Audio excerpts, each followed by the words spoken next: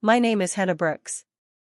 I was 31 years old the day my father gave my younger brother $1 million, and gave me a sentence instead. The whole family was gathered in a rented hall outside Brindle, Pennsylvania. The place smelled like fresh wood and coffee. Men from the lumberyard still had dust on their boots. My mother wore pearls. My aunts laughed too loudly. Everyone looked happy. Then my father stood up with a glass in his hand. He called my brother Mason to the front of the room. Mason walked up smiling like he already owned the future. My father handed him a giant check for $1 million to start his own business. Everyone clapped. My mother almost cried from pride. Mason kissed her cheek and started talking about big plans and new opportunities. People laughed at every joke he made. Then my father looked at me. His face stayed calm. That was the worst part. He didn't yell. He didn't insult me. He just smiled gently and said, "Go earn your own." The room didn't go silent. Nobody gasped. Nobody defended me. They all acted like this was normal. Like sons deserved investment, and daughters deserved lessons. My mother sipped her wine and smiled politely. My aunts touched my arm and told me not to take it personally. At the far end of the table sat my grandfather, Arthur Brooks. 81 years old. Quiet. Sharp-eyed. The man who built Brooks Lumber from one truck and a broken back. When everyone clapped for Mason, Grandpa Arthur didn't clap once. He only looked at me. And he kept looking. At the time, I didn't understand why. I smiled through dinner. I thanked everyone. I drove home alone. I didn't cry. People expect crying in stories like this. But I was too tired for tears. I went into my apartment, made coffee at midnight, opened a notebook, and wrote one word across the first page. Start. I didn't know exactly what I was starting. I only knew I was done waiting for someone to choose me. The next morning, I drove to the lumberyard. I told myself I was only there to drop off paperwork. That was a lie. I wanted to see Grandpa Arthur. He was already there when I arrived because he was always there before everyone else. His old blue coffee mug sat on the counter beside him. Without asking, he poured me coffee and pushed the mug toward me. I told him about the dinner. About the check. About what Dad said. I expected him to comfort me. Instead, he asked one question. "What's your plan?" That was it. Not, "Are you okay?" Not, "That wasn't fair." Just, "What's your plan?" I opened my mouth to say I didn't have one. Then I stopped. Because I did. I told him about my idea. Helping struggling small businesses. Cleaning their books. Fixing bad debt. Helping honest people survive. I explained how many small shops in town were drowning because nobody helped them understand money. Grandpa Arthur listened carefully. When I finished, he nodded slowly. Then he said something I would never forget. "I'm not betting on the loud one. I'm betting on the one who shows up." Rain started tapping softly against the tin roof. Grandpa Arthur told me to come back tomorrow. He wanted to show me the old company books. I didn't know then that he had already started making plans of his own. Brooks Lumber mattered in Brindle. My grandfather built it from nothing in 1968. The whole town depended on it. Contractors. Workers. Families. My father, Richard Brooks, had run it for years. But he didn't build it. He inherited it. And deep inside, I think that always bothered him. So he tried to prove himself. He borrowed money to build a giant second warehouse outside town. A risky expansion. Something flashy. Something expensive. And then he handed Mason $1 million to become the next great Brooks. Everyone in town talked about my brother like he was already successful. Nobody noticed me quietly balancing numbers behind the scenes. One afternoon, while helping Grandpa Arthur organize old files, I found loan papers for the new warehouse. I read everything carefully. Twice. My father hadn't only borrowed against the business. He had borrowed against the inheritance he expected to receive from Grandpa someday. He was spending money he didn't actually own yet. I quietly put the papers back. But I remembered every detail. My first client came by accident. His name was Daniel Cruz. He owned a tiny repair shop on Main Street. The kind of place where people fixed lawn mowers, chainsaws, and old engines. Daniel was drowning in debt. His books were stuffed inside an old shoebox. The bank ignored his calls. A mutual friend told him I was good with numbers. He called me late one Tuesday night sounding embarrassed. I didn't have money to lend him. No rich investor appeared. No miracle happened. There was only me, and a notebook. So I went through every receipt. Every unpaid bill. Every mistake. I reorganized his debt. I helped him negotiate smaller payments. I found him a local credit union willing to give him one small chance. I charged him a fair fee and wrote a real contract. Clean. Simple. Honest. That night I finally gave my work a name. Betrayal Revenge Stories Ventures. It wasn't a giant company. Not yet. It was just a name and a promise. 2 weeks later, Daniel sent 2 more struggling business owners to me.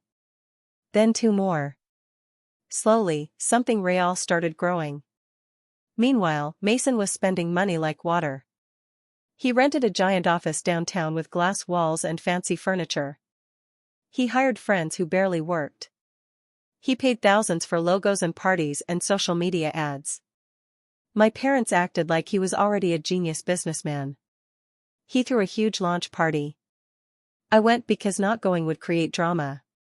Inside, music blasted through expensive speakers. Everyone laughed too loudly. The place looked successful. But I could already see the cracks. At one point, one of Mason's investors accidentally started talking to me instead of him. He asked a question about profit margins. I answered honestly. Then he asked another question. And another. We talked for almost 10 minutes. Across the room, I saw Mason watching us. His smile tightened. When the investor left, he shook my hand instead of Mason's. My brother walked over immediately. You don't need to lurk around my party doing math, he said with a fake smile.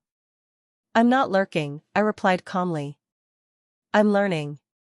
He smiled for the crowd. But his eyes were angry. A month later, the whispers started. Soft whispers. The dangerous kind. People in the family started saying I was jealous. That I created my business to embarrass Mason. That I couldn't stand seeing him succeed. I knew exactly where those stories came from. My brother was good at controlling rooms. My mother called me one afternoon. She didn't ask how my business was doing. Instead she said, please don't make family dinners uncomfortable. Like I was the problem. I didn't argue. Arguing would only prove their point. So I stayed quiet. And I kept working. One day, my aunt's bakery started having financial problems. The same aunt who believed Mason's lies about me. She called, embarrassed. I still helped her. I found thousands of dollars she had been losing through bad payment systems. I fixed her books in 2 days. I never mentioned the gossip. I didn't need to. She figured things out herself. At the next family dinner, she sat beside me instead of Mason. People notice who helps them when things fall apart.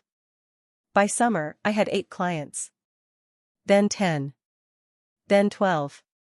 Betrayal Revenge Stories Ventures slowly became real. I worked non-stop. At my accounting job during the day. With clients late into the night. I barely slept. I barely ate. But every signed contract felt like proof that my father had been wrong about me. Most nights, I still visited Grandpa Arthur at the yard. He started asking deeper questions. How do you structure your deals? What happens if one business fails? How do you protect the money?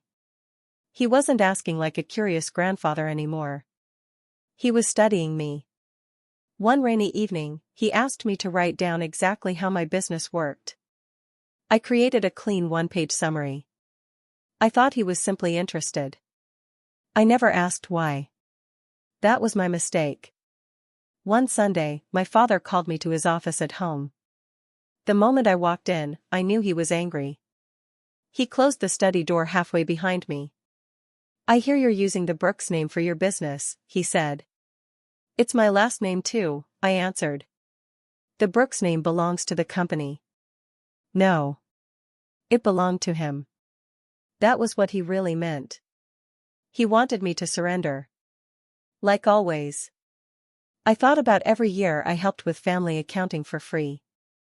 Every holiday spent fixing problems nobody thanked me for. Then I calmly said, "You told me to earn my own." "That's exactly what I'm doing." His jaw tightened. "You're being difficult." "I already filed the business name with the state months ago," I replied. That made him even angrier. Because legally, he couldn't stop me. I left before the fight got worse. Driving home, I realized something important. The name mattered now. Which meant I would never give it up. By fall, Mason's $1 million was disappearing fast.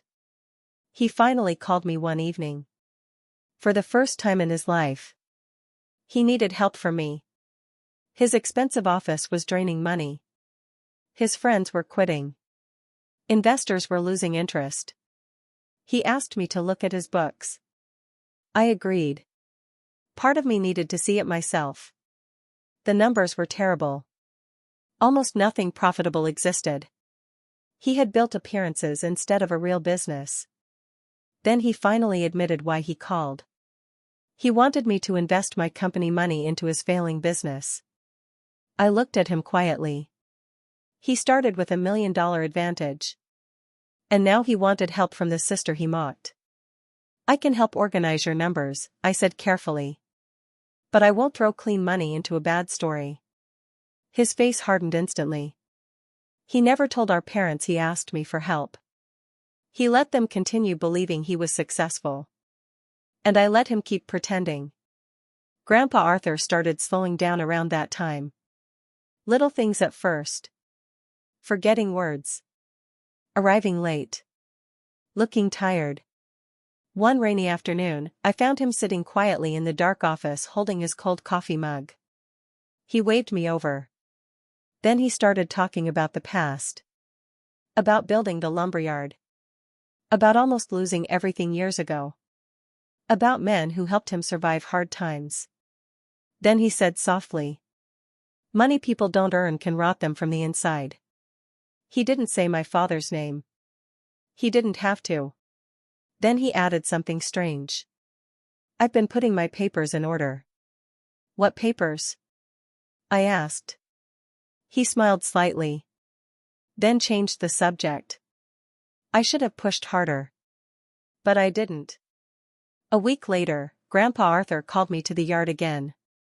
When I arrived, Daniel Cruz was already there waiting nervously. Grandpa Arthur stood behind the counter holding one piece of paper. "Read it," he said. It was an investment agreement. Simple. Clear. Official. Grandpa Arthur wanted to invest $40,000 into Betrayal Revenge Stories Ventures. I stared at him speechless. Not because of the money. Because he believed in me enough to put it in writing. "Why is Daniel here?" I asked softly.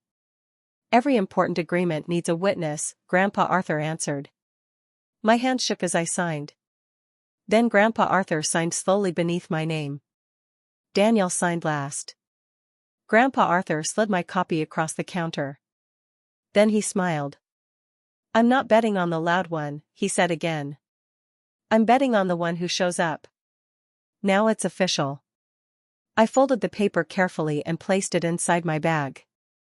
I had no idea that one page would someday destroy everything my father believed belonged to him. Grandpa Arthur's $40,000 changed everything. Not because it made me rich. Because it made my business real. With actual investment money behind me, I could finally help people properly. Daniel Cruz expanded his repair shop and hired 2 new workers. 2 families suddenly had paychecks again.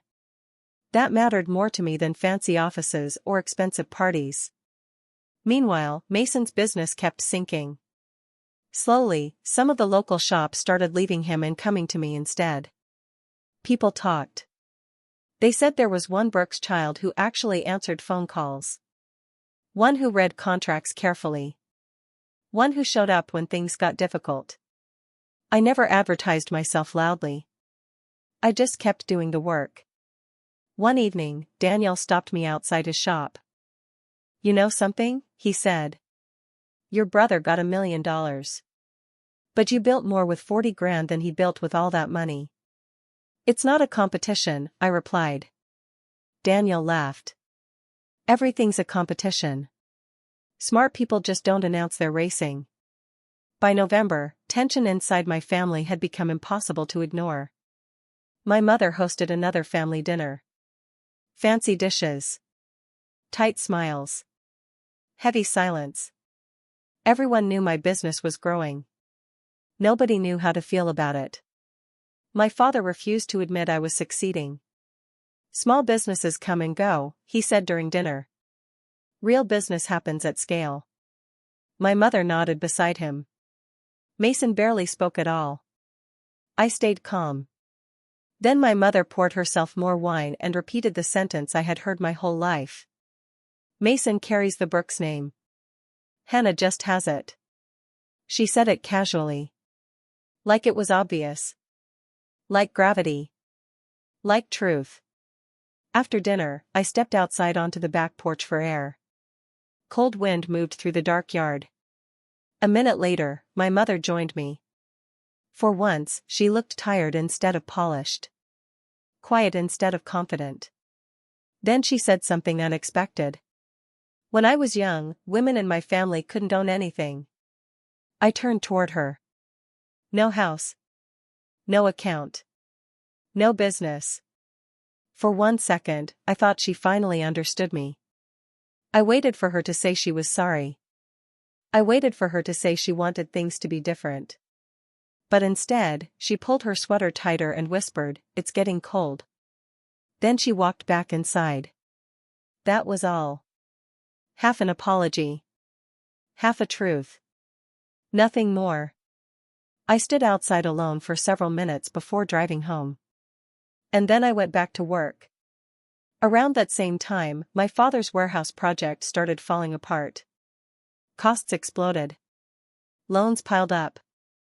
And Mason's failed business meant there was no extra family money left. I already knew the dangerous part. My father had borrowed against the inheritance he expected from Grandpa Arthur. He had built his entire future on money he didn't legally own yet. Then the bank started asking questions. They wanted guarantees. Proof that Brooks Lumber would fully pass to my father someday. So Dad went to Grandpa Arthur asking for written confirmation. But Grandpa Arthur refused to give him one. Not directly. He simply avoided the conversation. And for the first time in my life, my father looked afraid. I realized then that his entire future depended on assumptions. On promises. On inheritance. Not on something truly earned. I could have exposed him. I could have warned the bank. I could have destroyed him early. But I didn't. That was never my goal. I didn't want revenge. I wanted independence. I wanted something nobody could take away from me. One cold afternoon near winter, Grandpa Arthur seemed unusually sharp and energetic. We walked through the lumberyard together while he talked about wood types the way some people talk about old friends. At the end of the walk, he pressed a small key into my hand. "The office key," he said. I laughed softly. "You finally trust me not to steal coffee?" He didn't laugh back. "When the rain comes through the roof," he said slowly, "someone with clean books should fix it." His eyes stayed on mine. I understood he wasn't talking about the roof. But I still didn't fully understand what he meant. That was the last good day we had together. 3 days later, Grandpa Arthur died in his sleep after a short illness. The whole town came to the funeral. Workers, families, contractors, people he had helped for decades. I handled almost everything. The flowers, the obituary, the music, the paperwork. My father was too overwhelmed. My mother cried quietly through most of it. Mason looked lost. Late one night after the funeral, I drove alone to the lumberyard. I unlocked the office with the key Grandpa gave me. The place smelled like sawdust and rain. His old blue coffee mug still sat exactly where he left it. I picked it up, washed it carefully, dried it, placed it back exactly where it belonged. Then finally, I cried. Not loudly. Not dramatically. Just quietly. Alone. Where nobody could judge me for it. A few days later, my father started asking one question over and over. When is the will reading? He asked lawyers. He asked relatives.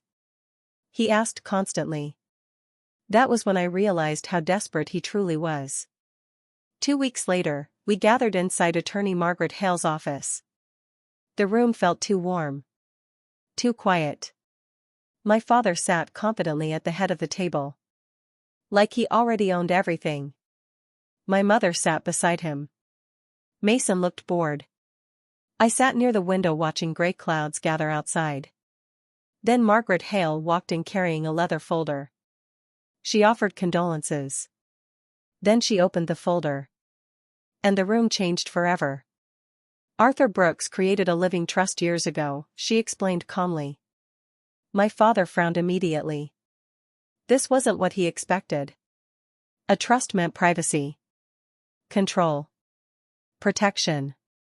Things he couldn't easily challenge. What does that mean for the company? My father asked quickly. Margaret looked directly at him. It means we follow Arthur Brooks' instructions exactly. Rain started tapping softly against the windows. Margaret slowly read smaller gifts first. Tools for old employees. Money for grandchildren. A financial gift for my mother. Then she looked at Mason. To Mason Brooks, Arthur Brooks leaves his original flatbed truck and $10,000. Mason blinked in shock. He clearly expected far more. My father stayed completely still. Waiting. Finally, Margaret turned another page. The controlling ownership of Brooks Lumber shall pass to the heir who successfully built and documented a business or investment fund during Arthur Brooks' lifetime, including signed proof, witnesses, and legal consideration. The room became silent. Every person slowly turned toward me. My father's face lost color. Margaret reached into the folder and removed an envelope. My name was written across the front in Grandpa Arthur's handwriting. She slid it slowly across the table toward me. Everyone watched it move. My father suddenly spoke. This is ridiculous. Margaret calmly raised one hand. Arthur Brooks was extremely specific about this process. The envelope stopped in front of me. My heart pounded. Inside that envelope was the truth Grandpa Arthur had quietly built for an entire year. I opened it carefully. Inside were 2 papers. A legal document. And a letter. I read the legal document first. Because Grandpa Arthur taught me to read contracts before emotions. The paper confirmed everything. Ownership of Brooks Lumber passed to me. The proof requirement had been fulfilled by the signed $40,000 investment agreement. The agreement with Grandpa Arthur. The witness signature from Daniel Cruz. Everything. Suddenly I understood. The investment wasn't only support. It was evidence.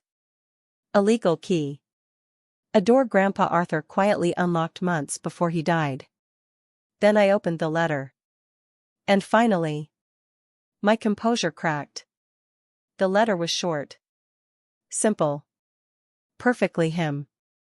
Hannah. I watched her father give $1 million to the loud child and a sentence to the steady one. That day I decided to fix it the only way I trust. With paper and patience. I'm not betting on the loud one. I'm betting on the one who shows up. You earned the Brooks name long before this letter. I simply made it official. Love, Grandpa Arthur. Tears filled my eyes immediately. Only two escaped. Then I looked up. My father was already standing. And suddenly, he exploded. He shouted that Grandpa Arthur had been manipulated. Confused. Too old to understand what he signed. He accused me of tricking a dying man. His voice became louder and louder until office staff outside started peeking through the door. My mother tried calming him. He pulled away angrily. Then he shouted that he would fight the trust in court. That he would destroy the agreement. Margaret Hale waited patiently until he finished yelling.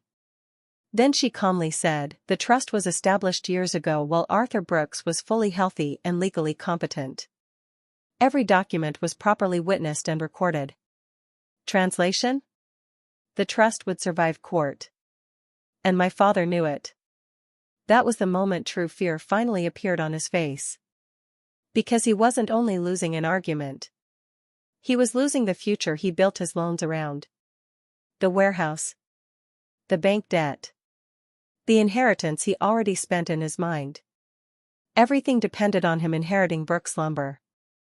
And now, that future belonged to me. The louder he became, the smaller he looked. Finally, I stood up slowly. Not to scream back. I never won by being louder. Instead, I reached into my bag and removed the original investment agreement. The same paper I had carried for months. I placed it quietly on the table beside Grandpa Arthur's letter. "If anyone thinks Grandpa didn't understand what he signed," I said calmly, "there's his signature. Months before he got sick. Nobody touched the paper. Nobody needed to. The truth sat directly in front of him." Then I looked at my father. The same man who publicly told me to go earn your own. And I finally answered him. "You told me to earn my own," I said quietly. "So I did." The room stayed completely silent. Then I continued. "I'm keeping Brooks Lumber open. Workers will keep their jobs. Payroll will continue. I'll work with the bank honestly to restructure the debt." I looked at Mason next. "And if Mason wants a real job here, he can have one. But it'll be earned." For once in his life. My brother had nothing to say. Then my mother whispered something so quietly I almost missed it. "She carries the Brooks name now. 1 year earlier, she said Mason carried the family name. Now even she understood who truly earned it. She never apologized. Neither did my father. Real life doesn't always give perfect apologies. Sometimes people simply lose the right to deny the truth anymore. My father finally sat down quietly. Defeated. Exhausted. Small. I looked at Margaret Hale. "Let's do everything properly," I said. She nodded immediately. Exactly the response Grandpa Arthur probably expected from me. I gathered the letter and agreement carefully. Then I walked out of the office. Outside, the rain had stopped. The streets shined under weak sunlight. I got into my car. But I didn't drive home. I drove straight to the lumberyard. I unlocked the office with Grandpa Arthur's key and stepped inside slowly. The smell of sawdust filled the room. His blue coffee mug still sat on the counter exactly where it belonged. I picked it up gently. Then placed it back down. Some things don't need replacing. They just need protecting. The weeks afterward weren't dramatic. And honestly, I was grateful for that. I focused on work. I kept the lumberyard running. I made payroll every Friday. I met with the bank and honestly reorganized my father's dangerous loans into something manageable. I didn't destroy him. Destroying him would hurt innocent workers too. And Grandpa Arthur never built his company to punish people. I also continued growing Betrayal Revenge Stories ventures. Helping small shops. Helping struggling families. Helping people others ignored. Mason accepted the job offer. At first, he hated answering to schedules and responsibilities. But slowly, something changed. For the first time in his life, he started working instead of performing. One afternoon, I caught him reorganizing inventory carefully even though nobody was watching. That mattered to me more than any apology. My father never thanked me for saving the business. And honestly, I stopped needing thanks a long time ago. Now we mostly speak through business conversations. Clean. Professional. Careful. Not warm. But honest. One evening, I visited my parents' house again. Not because they called me. Because I chose to go. I sat across from both of them and finally said what needed saying. I'm not waiting for apologies anymore, I told them. I only want one thing now. Honest dealing. No more pretending. No more treating me like I matter less. My mother nodded quietly. My father stayed silent. But this time, he didn't argue. And from him, silence meant acceptance. At the door before leaving, I turned back once more. I never wanted special treatment, I said softly. I only wanted fairness. Then I drove home to my apartment. To my quiet life. To the future I built myself. That year taught me something important. A family name handed to you can always be taken away. But a name you earn yourself? Nobody can steal that. Not even family.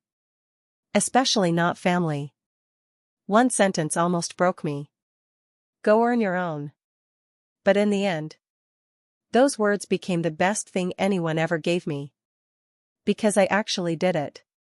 And Grandpa Arthur made sure the whole world saw it.